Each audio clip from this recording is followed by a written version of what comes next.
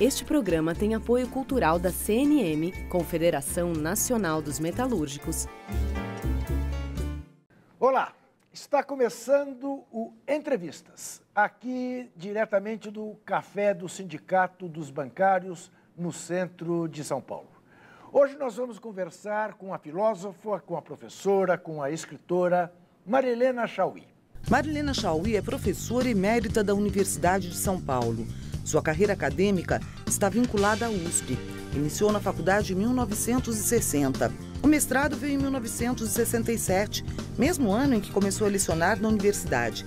Em 1971, defendeu sua tese de doutorado e, em 1977, sua livre docência.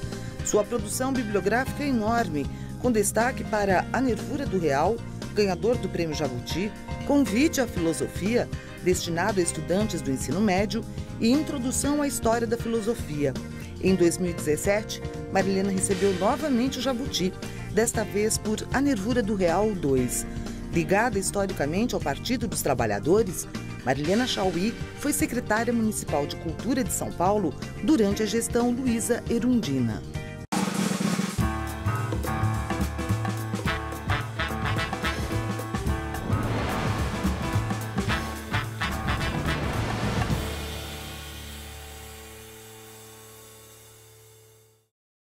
Bem-vinda, Marilena, é um prazer enorme revê-la, poder conversar com você, e a conversa, como sempre, não será só eu e ela. Eu tenho o prazer e quero também agradecer aos nossos convidados. A jornalista da Rádio Brasil Atual, uma antiga companheira e querida companheira, Marilu Cabanhas, e também o diretor do Sindicato dos Bancários e Financiários de São Paulo, Osasco e região, Júlio César Silva Santos. Ambos vão me ajudar nesta agradável tarefa, que é a de entrevistar esse verdadeiro vulcão chamado Marilena Chaui.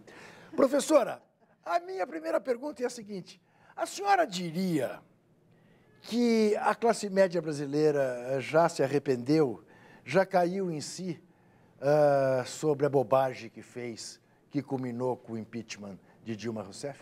Eu acho que sim, mas ela finge que não. Porque é impossível que ela não veja a cada dia os efeitos e os resultados do governo Temer, né? E não é por acaso, eu tive essa experiência muito divertida, que é de ir em casas de alguns amigos que são de classe média e que dizem, olha, eu não queria a Dilma, mas fora Temer, hein? Fora Temer. Então, há essa percepção, mas ela é razoavelmente enrustida, porque se você der publicidade ao fato de que você considera que foi um equívoco, nem vamos falar da questão da injustiça e da crueldade, né? Mas que foi um equívoco histórico, monumental, ela vai recuar. Então, eu acho que tem que deixar ela própria perceber.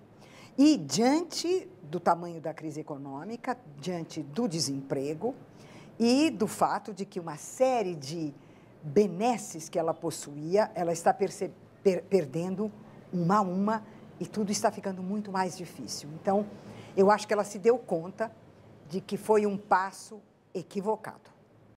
Quando a senhora olha para outubro deste ano, eleições para presidente da República, que cenário que a senhora antevê? Olha, eu tenho estado muito preocupada, sabe, Juca, porque, ao contrário do que aconteceram nos outros anos eleitorais, nesta altura do calendário, a gente já tinha definições de candidaturas, as alianças partidárias, programas sendo preparados, uma certa já publicidade em torno das eleições. Dessa vez, não só está tudo desagregado, desorganizado, como não há uma presença da eleição no pensamento e no discurso das pessoas. De alguma maneira, alguns têm dito, é que a mídia está enfatizando a Copa do Mundo, é por causa da Copa do Mundo. Não é. Não é. É porque a minha impressão é de que houve uma devastação tão grande dos partidos políticos, uma devastação tão grande da credibilidade dos políticos, uma desconfiança profunda com relação ao poder legislativo, e que agora se junta ao do poder judiciário, que faz com que as eleições apareçam como uma coisa ou distante, ou talvez que nem possam acontecer. Eu tenho essa percepção. Eu diria, sabe, Juca, que isso está muito ligado ao que eu chamo a desconstituição, a desconstrução da República. Porque a República, ela é baseada na existência de 3 poderes que são autônomos e que se controlam reciprocamente e que têm como papel a realização de mandatos, né, que foram confiados pelos eleitores. Ora, o que é que nós estamos assistindo desde 2014? Nós estamos assistindo à deflagração do sistema republicano. Os 3 poderes não só estão em conflito, mas eles estão em disputa por poder e por hegemonia. Eles se desrespeitam uns aos outros, eles se desqualificam uns aos outros, de tal modo que a referência que a gente tem ao universo republicano está desfeito, porque não se confia e não se acredita no legislativo, não se confia e não se acredita no executivo. E, antigamente, no Brasil, as pessoas tinham medo do judiciário, porque a ideia era a lei é muito difícil de ser entendida, ela é escrita e falada numa linguagem que ninguém entende, ela é um poder obscuro. E a ideia geral era mais ou menos a seguinte: no Brasil, a lei existe para os privilegiados e para os pobres não existe como justiça. Essa era uma ideia vaga que se tinha. Agora, não é essa mais a percepção do judiciário. O judiciário deixa de aparecer como aquele que é o garantidor da Constituição e é o garantidor das leis, para aparecer como aquele que muda conforme as circunstâncias e que decide a partir de entendimentos entre os seus membros e não com o poder legislativo nem com o poder executivo. Então, eu diria que, embora não esteja dito pelas pessoas, você sente que há uma espécie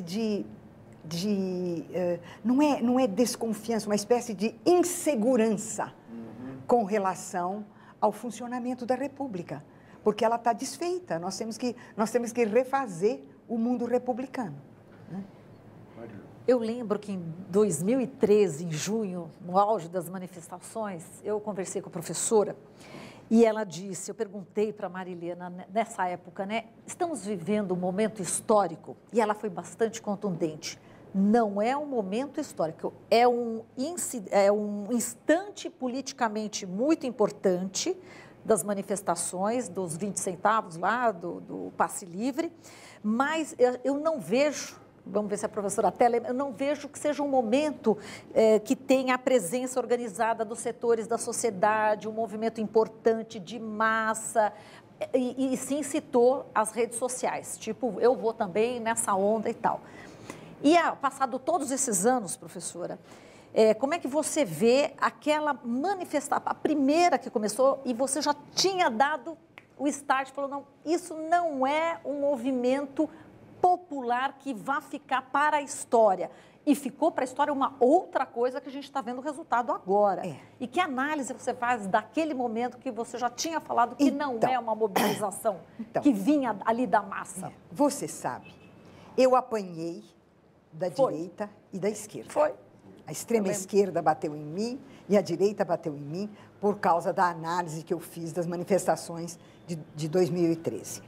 Eu fui muito cautelosa em dizer, eu não estou me referindo às outras cidades do Brasil, porque cada cidade tem a sua lógica própria e o seu desenvolvimento próprio. Eu estou me referindo a São Paulo. Exato. Então, na época, o que me deixou muito aflita e muito preocupada foi o fato de que a primeira manifestação do Passe Livre tinha umas 100 pessoas em frente à prefeitura e depois eles foram até a Avenida Paulista.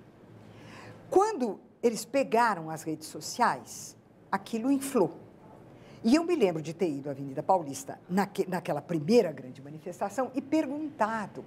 Eu perguntei para uma menina, eu disse, por que você veio? Né? E ela disse, eu briguei com meu namorado, eu estava muito triste e eu vim para me espairecer. Depois eu perguntei para uma senhora, e por que a senhora veio?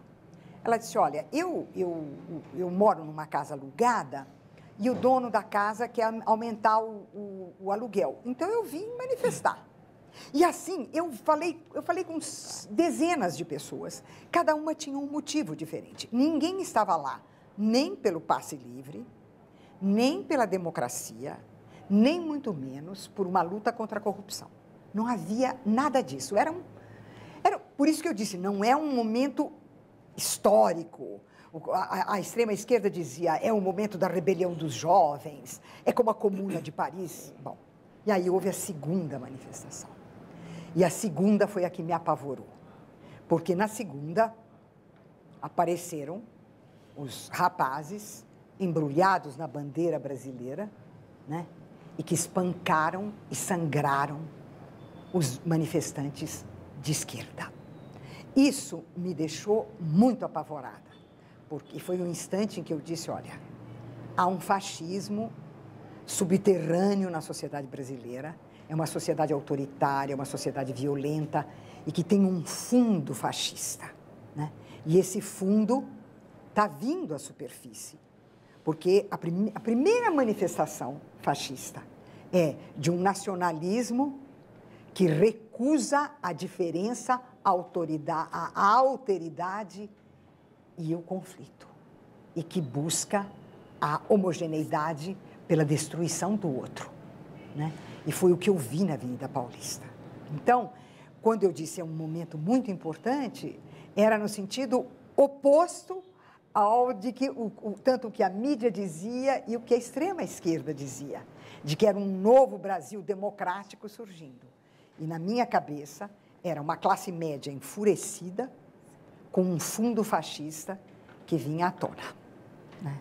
E eu acho, sabe, quando as pessoas dizem, mas por quê? Eu acho que eu fui levada a essa ideia por dois motivos. O primeiro eu vi 1954, eu vi 1961, eu vi 1964 e eu vi 1969. Então, eu faço parte daquele grupo de gente da minha faixa de idade que viu periodicamente ser cortada a possibilidade da democracia no Brasil. Eu vi isso quase que como uma coisa sistemática na história brasileira. Então, esse foi o primeiro motivo de eu ficar muito preocupada com o que eu estava vendo. E o segundo é o fato de que eu tenho trabalhado muito a questão da sociedade brasileira como uma sociedade hierárquica, oligárquica, violenta, autoritária, e uma classe média muito reacionária, né? Então, eu acho que por ter me ocupado com essas coisas, foi que eu tive essa percepção de 2013 dessa maneira. Júlio. Marilena, boa noite. Agradeço, Juca Kfouri, pelo convite, né? Eu sou do Sindicato dos Bancários, estamos aqui participando, representando alguns coletivos, tanto de raça, gênero e orientação sexual. E eu faço a seguinte pergunta para você.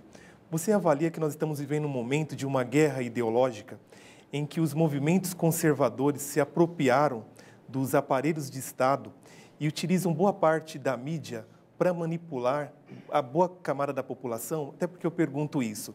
A gente observa nesse momento uma grande prisão arbitrária do ex-presidente Lula, né, sem um devido processo legal. E dentro dessa lógica, eu venho olhando todos os canais da mídia convencional também. E a gente percebe muito bem que eles já pararam de falar do presidente Lula. Já não mostram mais o acampamento, né, que nós estamos tendo.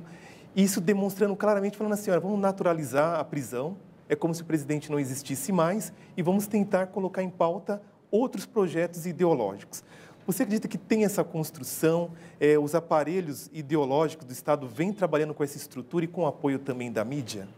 Olha, eu acho que não há a menor dúvida. Em primeiro lugar, a classe dominante brasileira nunca largou a rapadura.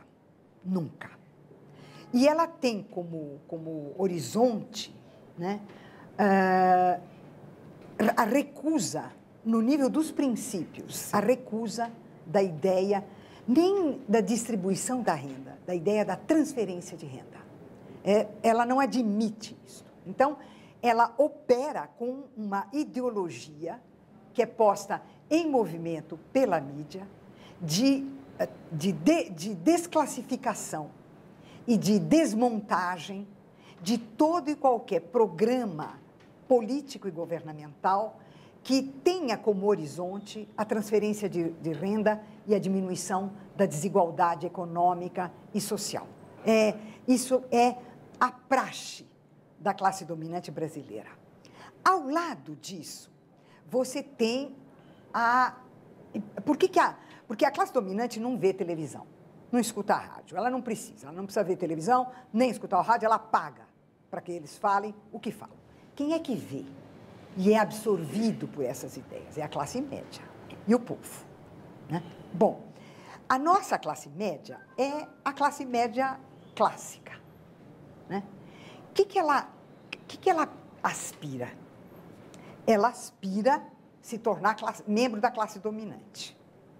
E onde que ela enxerga o obstáculo para que isso aconteça? Em qualquer programa político que se dedique a desenvolver direitos sociais. Direito à educação, direito à saúde, direito à moradia, direito... A ideia... Pensa um pouco o que é a nossa classe dominante e o que é a nossa classe média. A ideia de que é um direito humano fazer 3 refeições por dia. Que as pessoas têm o direito de fazer 3 refeições por dia. E que o país tem que sair da linha de miséria, onde as pessoas não têm o que comer. A ideia de que as pessoas possam ter 3 refeições por dia é insuportável. Insuportável. Imagina. O carinha lá comer como eu como, imagina. Então, ela estabelece uma relação hierárquica de desigualdade e de opressão e exclusão. Por outro lado, ela se vê galgando privilégios. Então, ela é o público perfeito para receber essa ideologia. Se você me permite, Marilena, eu até agradeço a resposta. Ela vai permitir, eu também, mas depois do intervalo. A gente vai dar uma paradinha. Não se esqueça que esse programa você pode acompanhar também no Facebook e no YouTube.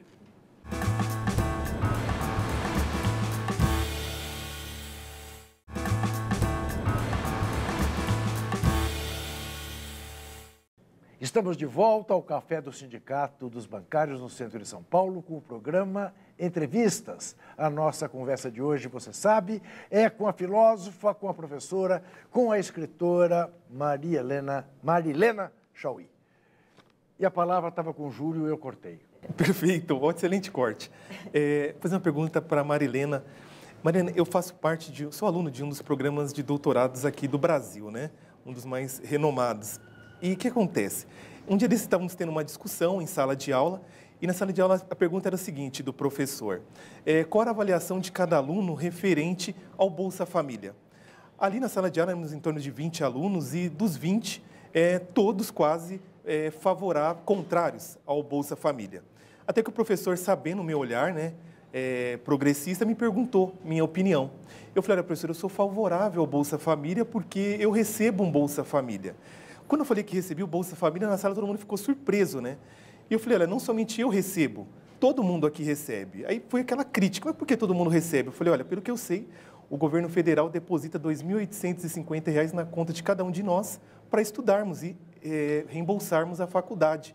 Então, esse é o nosso Bolsa Família. E dentro dessa discussão, o pessoal não, mas nós somos intelectuais, nós estamos produzindo conhecimento. Então, eu falei, então, se nós somos tão autossuficientes, por que nós não pagamos o nosso curso? O outro recebe 100 para poder comer, qual que é a diferença? Então, qual é a minha pergunta? Nós vivemos numa cultura de privilégios em que eu sempre quero ter em detrimento do outro? Ah, sem dúvida. O seu exemplo é perfeito.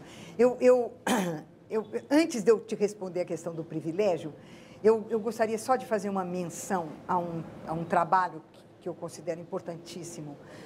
Uma socióloga, a Valquíria Rego Lobo, fez um estudo, durante 4 anos, ela fez um estudo sobre os efeitos do Bolsa Família no centro, no norte e no nordeste. É uma coisa impressionante, mas eu quero mencionar uma coisa só uma dentre as inúmeras que ela menciona. Nós sabemos que em todas as classes sociais no Brasil há um elemento machista. Por mais esclarecidos que os homens possam ser, a ideia de que eles são o chefe da família, né? Bom, o Bolsa Família era pago para as mulheres. E as mulheres é que decidem qual é o destino que o dinheiro vai ter e como é a distribuição que esse dinheiro vai ter para a família. Então, a Valquíria mostra que houve uma reestruturação da vida familiar e a descoberta radical, às vezes, da igualdade entre o marido e a mulher, que nunca tinha existido. Então, você tem uma revolução antropológica causada pelo Bolsa Família. E a segunda é a seguinte: os homens não têm controle, os maridos não têm controle sobre a receita. As mulheres têm, elas têm uma percepção claríssima. O resultado disso foi que começou a ter uma sobra. Todo mês tinha uma pequena sobra. E as mulheres das pequenas cidades, dos vilarejos, começaram a se reunir e perguntar o que elas iam fazer com aquilo. E elas criaram artesanatos, elas criaram hortas, elas criaram uma série de atividades econômicas com o que restava do Bolsa Família. Então, você tem também uma mudança no panorama econômico da região, porque você tem empregos novos, você tem... As pessoas não se deram conta da revolução econômica, social, antropológica que foi o Bolsa Família. Então, agora, vindo para a sua pergunta, né? Eu costumo dizer o seguinte: uma das marcas da sociedade brasileira e que faz com que ela seja violenta, né, é o fato de que ela está polarizada entre a carência absoluta das classes populares e o privilégio absoluto das camadas dominantes. Então, o que é uma carência? Uma carência é uma necessidade específica que um grupo tem, de transporte, de educação, de escola, de saúde, são necessidades específicas daquele grupo. No caso do Brasil, cada grupo social precisa de todos, mas é sempre uma coisa específica. E é uma demanda que, uma vez resolvida, o movimento por ela termina, né? O que é um privilégio? Um privilégio é aquilo que só pode pertencer a um indivíduo ou a um grupo de indivíduos. Porque se ele pertencer a muitos, ele não é um privilégio mais. Entre a carência e o privilégio, existe aquilo que é o coração da democracia, é o que define a democracia, que é a criação de direitos. Um direito não é específico como uma carência, nem se reduz ao privilégio de alguém. Um direito é sempre universal. Ou ele é o mesmo para todos, ou, quando você tem as minorias, ele é universalmente reconhecido por todos como um direito. Então, um direito se opõe à carência e se opõe ao privilégio. Ora, uma sociedade que é feita de carência e privilégio está impossibilitada de construir a democracia. E cada vez que há um esforço para construir a democracia e que aparece com a criação dos direitos sociais, os direitos sociais, que as pessoas dizem, é uma benesse do Estado, é um favor do Estado, Não! Esses direitos são resultado de séculos, anos de lutas dos movimentos sociais, dos movimentos populares, dos movimentos das minorias, de partidos de esquerda e de centro-esquerda. E da Declaração dos Direitos Humanos. E da Declaração. Da ONU de 1948. Então, aí eu pergunto à senhora, professora, que eu sei que a senhora tem uma visão muito clara a esse respeito. Em que medida isso tudo a que o Júlio se referiu tem a ver com uma decisão que não se toma no Brasil em relação a um papel que parece ser o papel que a grande potência resolveu destinar ao Brasil, de sermos sempre um país periférico? Um país periférico e o quintal. E o quintal. O quintal onde cada um joga o lixo que quiser. Isso. Né? Olha, eu penso que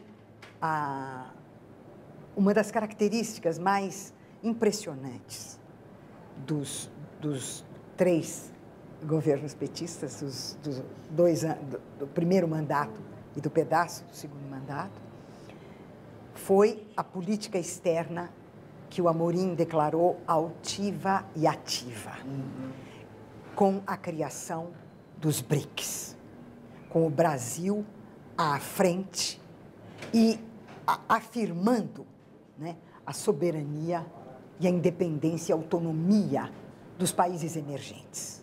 E o Brasil à frente da Rússia e à frente da China. O Brasil não apenas no G20, o Brasil no G8 e o Mercosul e a criação de uma comunidade latino-americana, né, que erguesse a cabeça contra o que vem do norte para o sul.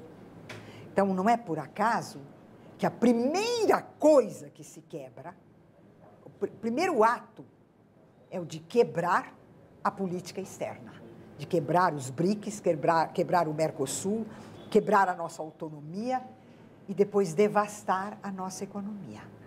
Porque o que nós estamos assistindo é uma dupla devastação da nossa economia. Por um lado, a entrega daquilo que deixaria o Brasil de cabeça erguida nos próximos 50 anos, que é o pré-sal. Então, você tem a devastação disso. Mas você tem a devastação ecológica, tudo entregue, tudo sendo vagarosamente entregue, né, a quem quiser dar mais, né? Ao mesmo tempo, você tem uma devastação que é feita de todas as conquistas econômicas, né? E o fato de que basta nós pensarmos o empenho que houve em fortalecer as escolas técnicas e de pesquisa tecnológica, né? A ideia de construir o satélite, a ideia de entrar no campo da energia nuclear, ou seja, uma série de atitudes vinculadas ao desenvolvimento tecnológico, onde o grande investimento na área da educação, não é? Porque isso era a garantia da nossa soberania. E tudo isso foi devastado. Então, eu costumo dizer que, em geral, nós temos uma atitude de subordinação e de considerar que vai tudo bem. Mas dessa vez não é subordinação, sabe? É a humilhação. É deixar-se humilhar para ser o quintal onde cada um despeja o seu lixo e decide o que vai fazer conosco. Eu fico de coração pequeno. E, então, eu diria, sabe, Juca, que houve um momento em que o Brasil liderou para os países emergentes e para a América Latina a possibilidade da autonomia e da soberania. Professora, em relação também às grandes empresas, né, nacionais que estavam plena ascensão também, até que ponto o combate à corrupção, né, pode justificar a destruição das empresas, a destruição dos empregos, porque a gente vê na Alemanha, em outros países, onde existe a corrupção, né, dentro dessas empresas, as empresas são preservadas, o emprego é preservado e quem fez corrupção é punido. Aqui se vê outra coisa. Então, até que ponto, em nome da corrupção, né, se destrói, é possível se destruir toda uma economia? É possível, é possível. Eu acho que é o que está sendo feito. E é por isso que você tem a destruição de empresas. E o que é? Uma maluquice pelo seguinte, ao mesmo tempo em que se torna compreensível. O que é a concepção neoliberal, né? Do ponto de vista da política? Não vou falar do ponto de vista da economia e da sociedade, do ponto de vista da política. A concepção neoliberal considera que tudo é empresa. A escola é empresa, o hospital é empresa, o escritório é empresa, tudo é uma empresa. E tem esse apogeu de que cada um de nós, chamado capital humano, é chamado de empresário de si mesmo. Cada um de nós é uma empresa que deve competir com todos os outros para vencer. Somos unidades de negócio. Unidades de negócio. Mas o mais interessante é a ideia de que o Estado é uma empresa. Então, a ideia de que o Estado é o poder público e de que ele é o campo dos conflitos democráticos e da realização dos direitos desaparece. Ele é pensado como uma empresa, portanto, ele é pensado a partir dos elementos que regem os interesses do mercado, portanto, que são os interesses privados. E é por isso que aparece essa figura curiosíssima, nós estamos vendo isso acontecer na cidade de São Paulo, em que o político não se apresenta mais como um político e nem como um governante. Ele é o gestor. A ideia de que é um gestor e que, portanto, o Estado é uma empresa, né? Então, essa visão empresarial da sociedade inteira e do Estado faz com que todas aquelas empresas que possam aparecer como garantia de soberania nacional, você tem que liquidar. Você tem que liquidar porque há interesses de corporações internacionais com esse setor empresarial. Agora, eu queria engatar numa ideia a respeito do Estado como empresa. Porque uma das coisas que os cientistas políticos, os sociólogos e, de um modo geral, os sindicalistas têm discutido é o que se chama a judicialização da política, né? A política definida pelo judiciário. E há muitas explicações, os juristas têm explicações para isso. Eu me perguntei, é uma pergunta que eu faço para mim mesma, mas eu me perguntei o seguinte: quando existe litígio dentro de uma empresa ou litígio entre empresas, como é que o conflito é resolvido? Ele é resolvido juridicamente, ele é resolvido através do legal, do plano legal. Se você concebe o Estado como uma empresa, como é que você resolve os conflitos e os litígios? Pela via legal, pela via judicial. Então, essa judicialização não é só a maneira pela qual eu piso na Constituição. Ela está ligada também, eu acho, ao fato de você conceber o Estado como uma empresa.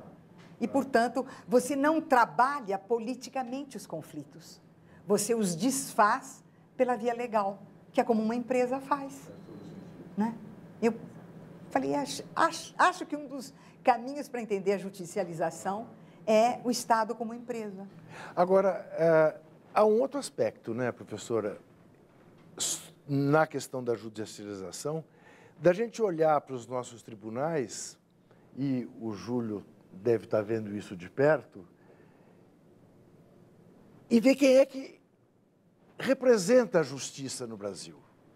De onde vêm as pessoas que representam a justiça no Brasil? Evidentemente que isso significa um viés na hora do julgamento. Ah, mas sem dúvida, sem dúvida. Eu acho que o corte de classe é decisivo, tanto para a elite judiciária, sim, quanto para o campo dos juízes, né? E aí... Imagine o medo que há de despertar de pensar que daqui a 10 anos, 11 júlios possam estar no STF? É, exatamente, exatamente. Negro, do ProUni, do Bolsa Família, o filho da empregada, que virou médico, ou que virou doutor, que virou advogado. E que comprou uma casa pelo Minha Casa Minha Vida. Compra uma casa e que me incomoda no avião. Também. Me incomoda o avião. no Não é? O avião é terrível. Tem isso. Tem um Simbolicamente, isso tem um peso brutal. Até dentro dessa... Aquela história formidável das duas moças de classe média que mandaram pelo trequinho, pelo celular, o WhatsApp, a mensagem, que, imagina, olha quem está tomando avião, 2 carinhas de bermuda e sandália. Isso. E o problema é que os 2 carinhas de bermuda e sandália, um era médico e o outro era advogado, e foram em cima e processaram. Mas você vê, isso que você tem toda razão. O preconceito de classe no Brasil, se você junta o preconceito étnico, o preconceito de classe e o preconceito religioso, meu Deus do céu, nós somos o último país do planeta. Tem um exemplo dentro desse aqui que chegou lá na rádio. Os ouvintes, 2, chamou minha atenção. Eu vou fazer com você o que eu fiz com o então, Júlio. Tá bom, eu vou pedir para você contar essa história logo depois de um breve intervalo. Não se esqueça que você pode ver o Entrevistas, você pode ver a TVT no Facebook e também pelas redes sociais em geral. A gente já volta.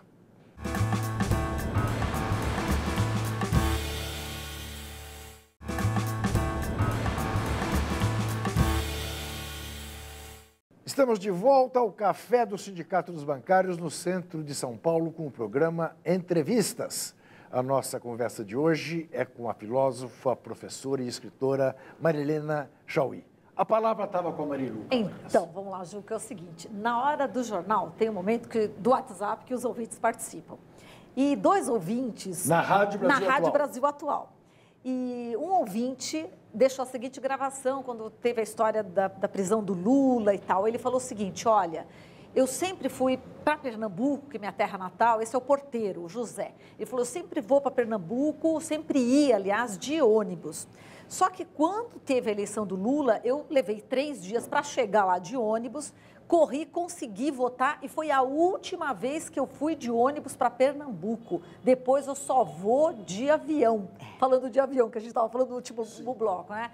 E outro que é um vigia, que é o Carlos, que me lembrei também, ele disse o seguinte, que ele lamentou demais a prisão do Lula, porque o Lula, segundo ele, foi o único presidente que fez alguma coisa pela mãe dele. E que a mãe mora no interior também do Nordeste, numa cidade, enfim, do estado, e que ela nunca tinha tido oportunidade de ter eletricidade, né, na casa, enfim, energia elétrica, e que tinha que salgar o peixe com meio quilo de sal, né, e pendurar ali no varal, né, carne, etc. E aí ela conseguiu, no governo Lula, ter energia elétrica e agora, com todo orgulho, ele fala, agora minha mãe tem um freezer e ela guarda o peixe agora no freezer.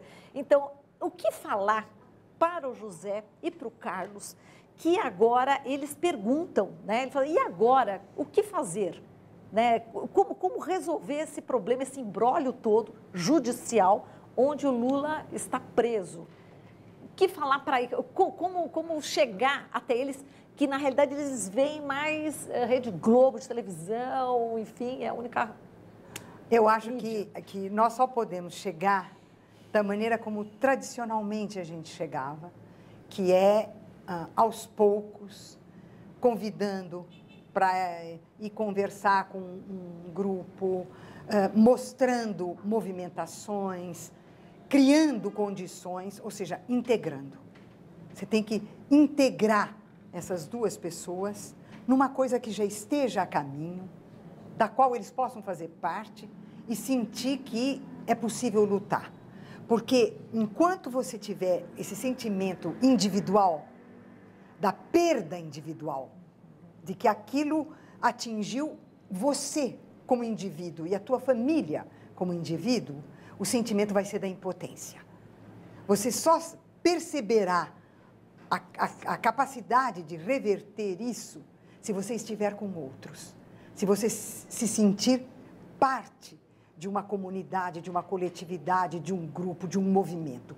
Então, eu penso que esse é um momento chave de volta à mobilização, no sentido de reconquistar para as pessoas o valor da vida comunitária e do grupo e do movimento. Tirar as pessoas do isolamento. E eu sei que hoje é muito mais difícil do que foi no final dos anos 70 e durante os anos 80. Por que que hoje é muito mais difícil?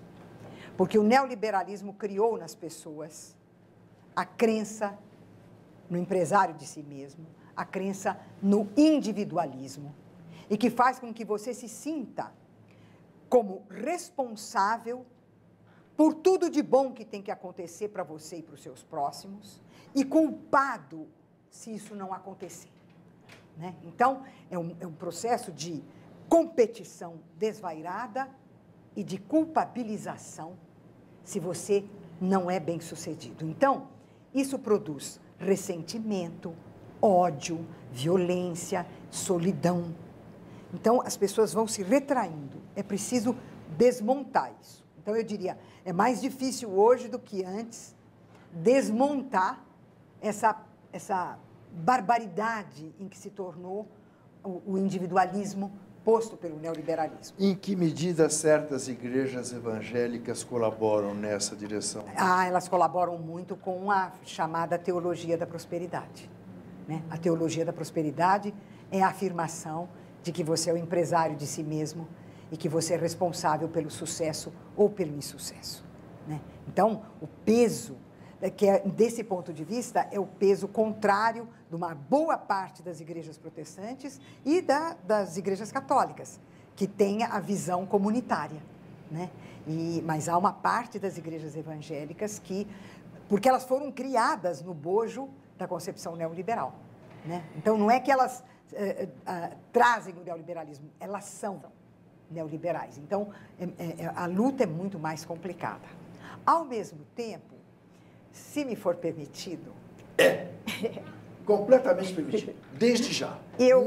Quero saber o quê? Eu vou tocar num assunto que tem sido a minha cruz e a minha caldeirinha, e tem sido uma coisa complicada, mas eu acho que 90% do que nós discutimos aqui alcança isso que se inventou chamar de classe média. Então, se vocês me permitem, eu gostaria de explicar o que eu entendo por classe média. Claro que sim. Então, os institutos de marketing herdaram da sociologia norte-americana a ideia de que as classes sociais formam uma pirâmide e que elas são ABCD, e que o que define uma classe Stuart Mills. vem do Stuart Mills, Parsons. Então, a ideia é o que é que define uma classe? A escolaridade, a profissão, a renda e o padrão de consumo. Bom, deixa eu fazer um parênteses. Se eu perguntar para um geômetra o que é um círculo, se ele me perguntar e eu disser, o círculo é uma figura na qual todos os pontos são equidistantes do centro. O geômetra vai dizer para mim, não, isso não é a definição do círculo. Isso é uma qualidade que o círculo tem, uma propriedade do círculo, uma característica que o círculo tem. Eu só vou saber o que o círculo é se eu souber a causa que produz a existência do círculo. E ele diz, o círculo é a figura geométrica produzida pelo movimento de um semi-eixo ao redor de um centro fixo. Agora eu tenho a produção do círculo, a causa que faz o círculo existir. E uma das características que ele tem é que os pontos sejam todos equidistantes. Então, quando eu digo que numa classe eu levo em conta escolaridade, profissão, padrão de consumo, renda, etc., eu estou dando características. Eu não estou dizendo o que a classe é. Para eu saber o que uma classe é, eu tenho que saber como é que ela é produzida. O que é que define uma classe social? No capitalismo, o que define uma classe social é a forma da propriedade. Então, quem tem a propriedade privada dos meios de produção é a classe dominante. É o que essa sociologia mequetrefe chama de A. A classe que possui, que tem como propriedade apenas a sua força de trabalho e que vende a sua força de trabalho no mercado por um salário, é a classe trabalhadora. Aquilo que nessa sociologia está no DE, CDE. E entre a classe que é proprietária privada dos meios de produção e a classe que é proprietária da força de trabalho, existe uma classe que não é proprietária de nada. Ela é uma classe que se define pelo fato de que nela a propriedade é uma propriedade individual. Não é a propriedade de um meio de produção, é uma propriedade individual. Ela possui um pequeno comércio, uma chácara, uma fazenda. E essa classe é formada pelos chamados profissionais liberais, pelos funcionários públicos e pelos pequenos empresários e pequenos comerciantes. Isto é a classe média. Então, quando se divulgou pelo Brasil afora de que tinha no Brasil uma nova classe média e que é uma maravilha, eu virei uma fera, de onde aquela história, eu odeio a classe média, porque eu disse, mas não surgiu uma nova classe média no Brasil. Se você pega os programas sociais, se você pega todos os programas sociais, se você pega a subida do salário mínimo, se você pega o aumento do emprego formal, se você pega tudo o que aconteceu na economia brasileira e tudo o que aconteceu com esses indivíduos, o que cresceu no Brasil foi uma nova classe trabalhadora. Surgiu no Brasil uma nova classe trabalhadora, da qual nós não sabemos quase nada, porque ela já foi absorvida na sua consciência e na sua prática pelo individualismo neoliberal e pelo empresário de si mesmo. Então, isso é o que eu tenho cobrado de nós da esquerda, de olhar e compreender essa nova classe trabalhadora, porque é para ela que tem que haver esse discurso que diga, você não está sozinha, você não está sozinho, você não está desamparado, vem comigo. Mas aí, professora, estaria embutida também a crítica de que se criou uma classe de consumidores e não de cidadãos? Estou perguntando pelo seguinte, porque esta foi uma pergunta que eu fiz ao ex-presidente Lula neste livro recém-lançado, A Verdade do Lula, que, aliás, está em terceiro lugar entre os 10 mais vendidos do país. E ele me deu uma resposta dizendo assim, ô Juca, não se cria cidadão de estômago vazio. Nós tivemos primeiro que botar comida no estômago do cidadão. Eu vou por esse caminho e, sobretudo, o seguinte. A primeira percepção, dada a polarização entre a carência e o privilégio, a primeira percepção que as classes populares têm da sua própria dignidade, né, é o direito de ter o acesso ao consumo de massa. Que é o rapaz dizendo, a minha mãe, agora, não precisa salgar o peixe, ela pode ter o freezer para fazer isso. Então, há um papel do consumo de massa na reelaboração do sentido da vida cotidiana e da dignidade de cada um, de dizer, olha, eu posso também, eu não estou excluído, eu também posso. É o primeiro caminho, né, para você, isso é hipermarxista, é o primeiro caminho para você se pensar como classe social e ir para a luta. Porque a ideia que vem, a ideia clássica, né, é a de que, enquanto os trabalhadores não se perceberem como seres humanos, não se perceberem como dotados de direitos não realizados e não se perceberem como oprimidos e excluídos, eles não partirão para a luta. E é preciso que eles tenham a experiência de uma primeira não exclusão para compreender todas as outras exclusões e tudo que é possível. Então, tem que começar pelo estômago. Tem que começar por aí. Depois a gente vai na cabeça. Outro dia eu queria terminar antes o programa com o Pedro Serrano, não porque o programa não estivesse bom, mas é que ele fez um fecho tão brilhante para o programa que eu não queria que o programa continuasse. Eu dizia, o programa tinha que acabar aqui e ainda faltavam uns 4 minutos. E a gente continuou. Hoje é o inverso. Hoje falta minutos para continuar ouvindo a professora Marilena Chauí, mas certamente nós teremos outras oportunidades. Eu agradeço muito o Júlio, agradeço muito a Marilu, agradeço a sua companhia. Lembro que na terça-feira que vem estaremos aqui no mesmo horário, 9 horas da noite. E lembro também que você pode acompanhar esse programa no Facebook e no YouTube. O Entrevistas volta na terça-feira que vem. E não se esqueça, desesperar jamais.